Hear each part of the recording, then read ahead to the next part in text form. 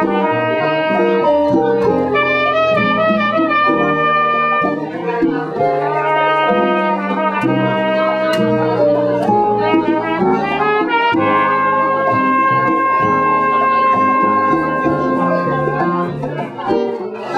d'être ici ce soir pour le lancement de recueil autochtone de la nuit de Stanley Péan. Je me présente, mon nom est Hélène Devon, je suis éditeur des éditions La Courte Échelle. Alors j'en profite parce que j'étais pas là samedi soir cette année pour dire à quel point ça a été un plaisir pour moi de travailler avec toi toutes ces années et que ma déception c'est de ne plus faire de la direction littéraire, de ne pas avoir la chance de travailler avec toi. Il faut savoir que Stanley fait preuve d'une grande générosité dans ses textes envers ses personnages, mais aussi une générosité, une humilité que peut-être certains ne connaissent pas, mais moi que je connais.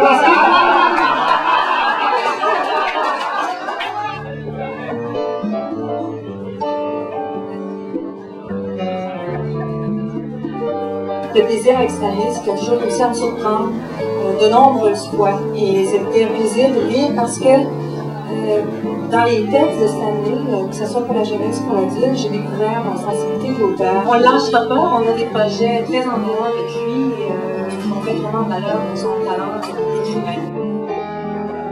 Merci à La Courte Échelle, bien sûr, d'avoir accepté non seulement de publier Autochtone de la nuit avec l'enthousiasme qui est le leur, mais également de remettre en circulation les 4 autres livres en format de poche. C'était un drôle de pari de baveux que j'ai fait quand je disais à Hélène, je te donne le nouveau seulement si tu fais les autres en poche.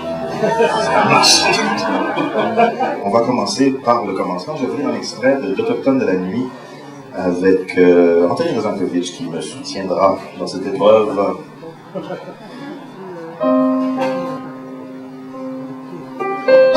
La nouvelle s'intitule L'art et la curiosité.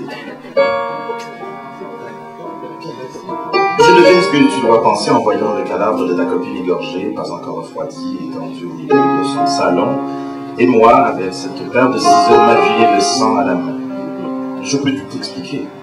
On s'est rencontrés par hasard, ici, ailleurs, ou quelque part. Oui, c'est de Léo Ferré, pas de moi. La vie d'artiste. Je n'irai pas jusqu'à prétendre, comme dans la chanson, que sans se connaître on s'est aimé, ce n'est pas vrai. Notre histoire n'a pas eu le temps de devenir ancienne. C'est sur la terrasse d'un bistrot qu'elle a attiré mon regard il y a quelques heures. Montréal, cet après-midi, haletait sous la canicule telle une chienne asthmatique. Je dégustais mon Ricard quand je l'ai aperçue. Seule à sa table, elle sirotait un verre en lisant Machiavel. J'ai pensé qu'elle avait des lectures estivales inhabituelles, et c'est cela, en partie, qui m'a attiré. L'image était à mes yeux si frappante que je l'aurais volontiers croquée dans un carnet d'esquisses pour éventuellement en faire un tableau. Cette image autochtone de la nuit, elle est tirée d'une chanson de Serge Gainsbourg, que vous allez entendre maintenant interprétée par Jocelyne Demy avec le groupe et un autre invité, Christophe Rodriguez, à la trompette. Merci.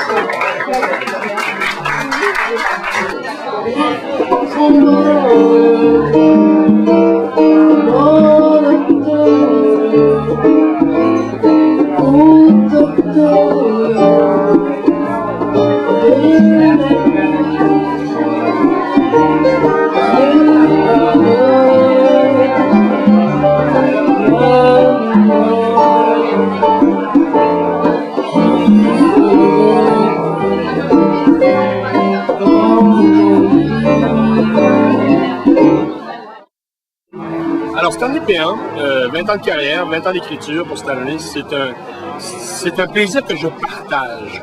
Et je le partage dans la mesure où, coming out, je dois annoncer aujourd'hui que moi et Stanley Péan, nous sommes frères jumeaux.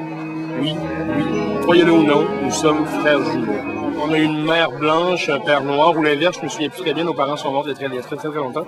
Et donc, comme on est deux ovules distincts, n'est-ce pas, il y a la génétique du blanc qui est passée à moi et la génétique du noir qui est passée à Stanley. Ceci dit, je suis aussi haïtien qu'il est et il est aussi québécois que je le suis. Il n'y a aucun accommodement possible.